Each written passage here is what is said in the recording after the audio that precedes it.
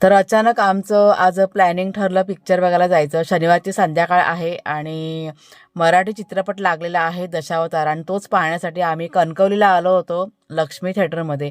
आतमध्ये एंट्री केली आणि गर्दी म्हणजे सगळे जे शो आहेत ना ह्या चित्रपटाचे हाऊसफुल चाललेले आहेत. त्याच्यामुळे खूप असा आनंद झाला आम्हाला हे पाहून.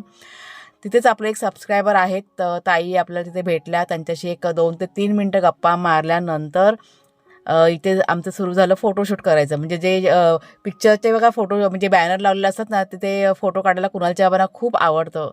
2-3 फोटो काढले, एक व्हिडिओ क्लिप काढून घेतली आणि त्याच्यानंतर मग आतमध्ये थिएटरमध्ये एंट्री केली. पिक्चरची तिकीट की नाही आम्हाला मिळतच नव्हती. इतका तो शो की नाही हाऊसफुल चाललेला आहे. खूप पुढची सीट आम्हाला मिळाली. पण फायनली हा चित्रपट आम्ही बघितला आणि इतका छान चित्रपट आहे. दिलीप प्रभावळकर ज्येष्ठ अभिनेते यांनी इतकं छान काम केलेलं आहे. एकदा चित्रपट हा आहे ना थिएटरमध्ये जाऊन बघावा सगळ्यांनी आणि मराठी माणसाने तर आवर्जून जाऊन म्हणजे पाहावा हा चित्रपट. घरी जायला निघालो आणि येता येताच वाघ्या शरू यांच्यासाठी छोटासा खाऊसुद्धा घेतला.